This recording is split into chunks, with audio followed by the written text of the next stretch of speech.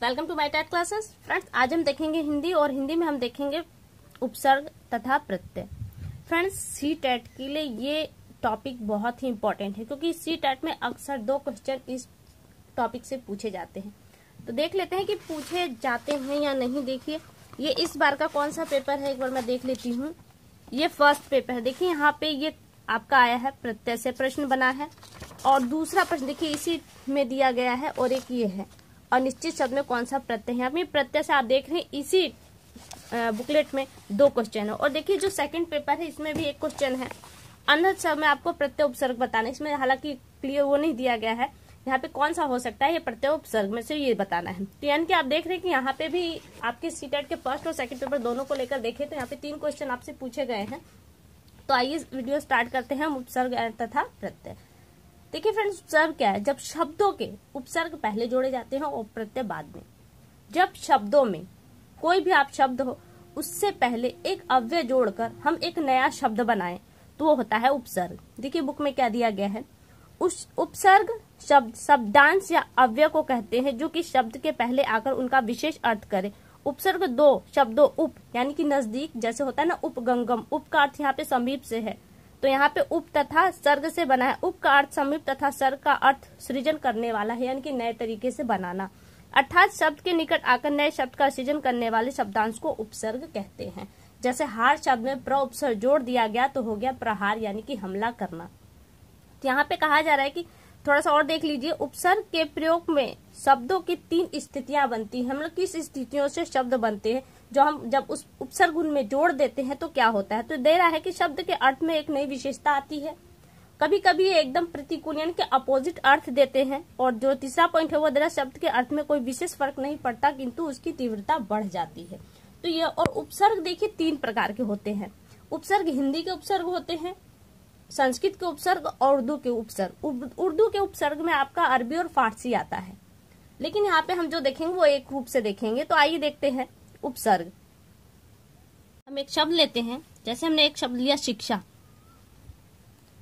हमने उपसर्ग के लिए देखा था कि जो हम शब्द लेते हैं उसके आगे उपसर्ग जुड़ता है। और यहीं पे प्रत्यय को भी समझ लेते हैं, जस्ट इसी का अपोजिट प्रत्यय होता है, यानी कि शब्द के आगे आपका जो जुड़ता है शब्द के आगे वो होता है उपसर्ग। उपसर्ग और जो शब्द के बाद, क्योंकि आपका शब्द है और शब्द के बाद जो जुड़ता है वो होता है प्रत्यय। देखिए हमने यहाँ पे जो शब्द लिया है वो शिक्षा।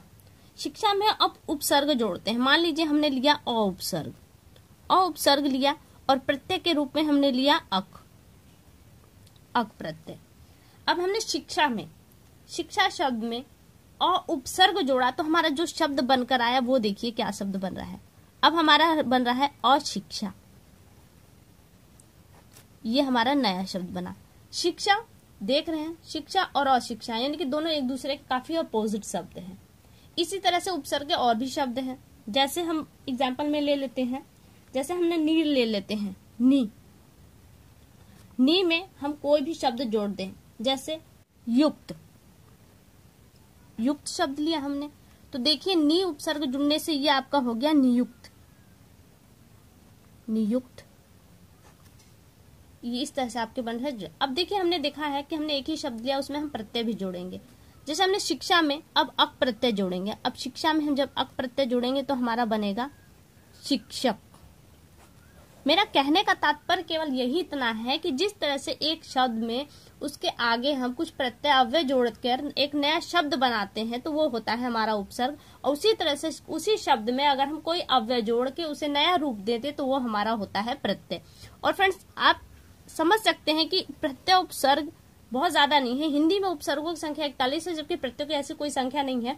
तो कहने का तात्पर्य केवल इतना ही है कि इनसे जुड़कर इतने शब्द बनेंगे कि वो आपके सामने प्रेजेंट करना थोड़ा सा मुश्किल है।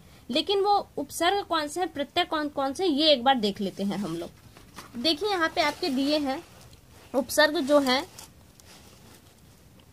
ये दिया है आपका अति, अधि, अनु, अप अपमान, अपशब्द, अभि से अभिभावक, अभियोग, अव से अवगत, अवलोकन, उप से उपकार, उपनिवेश, नि से आपका निदर्शन, निपात, नियुक्त, परा से पराजय, पराक्रम, प्रभाव, परि से परिक्रमा, परिजय, परिमाण, परिधि वगैरह, और प्र से प्रकाश, प्रचलन, प्रजनन, प्रज्वलित, प्रयास आदि। और देखिए यहाँ पे दिया है प्रति उपसर्ग, यानी कि सिर्फ आप ये देखिए कि उपसर्ग कौन से हैं, क्योंकि शब्द आपके सामने कोई भी हो अगर वह जुड़ने लायक तो आप स्वतः ही जोड़कर उसे देख लेंगे कि ये जुड़ने लायक शब्द है या नहीं।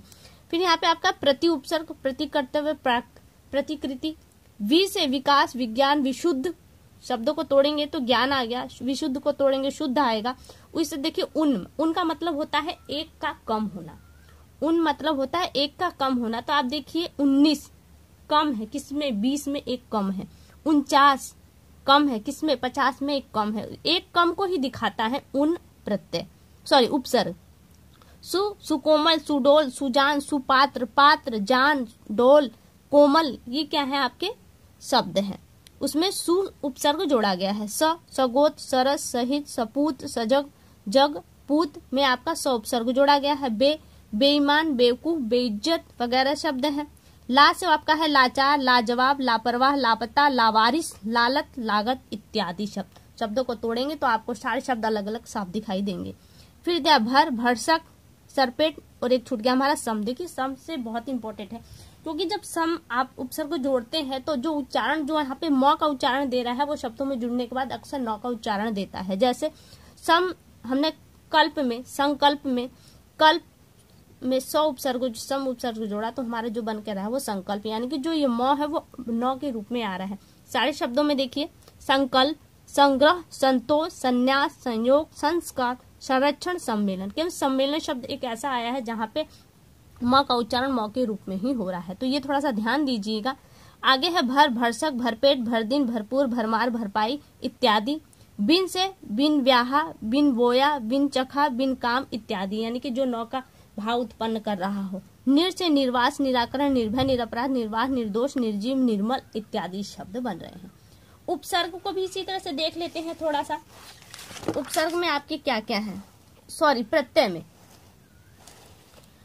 देखिए ये आपके हैं प्रत्यय हैं। प्रत्यय कौन कौन से, अ, अक, आयन, इत, इय, इन, इय, क, ता, मान, मय, ता, तो। ये आपके ऐसे प्रत्यय हैं जिनको जोड़कर हम बनाएंगे। जैसे यहाँ पे दिया है अक, शिक्षा में जोड़ा गया तो शिक्षक बन गया। रस में आपका आयन जोड़ा गया तो हो गया रसायन। वर्ष में इक जोड़ा, लास्ट में जोड़े जाएंगे, यहाँ पे आपको दिखाया पहले गया लेकिन जोड़े लास्ट में जाएंगे। वर्ष में इक जोड़ेंगे तो वार्षिक हो जाएगा। पुष्प में इत जोड़ेंगे तो पुष्पित हो जाएगा। छत्र में इय जोड़ेंगे क्षत्रिय हो जाएगा। इस तरह से ये सारे शब्द बनेंगे। तो फ्रेंड्स उम्मीद करती हूँ आपको ये प्रत्यय और उपसर्ग जो किस पैटर्न पे यूज होता है ये आपको समझ में आएगा। तो फ्रेंड्स अगली वीडियो आपसे बहुत जल्द मुलाकात होगी, तब तक के लिए नमस्कार।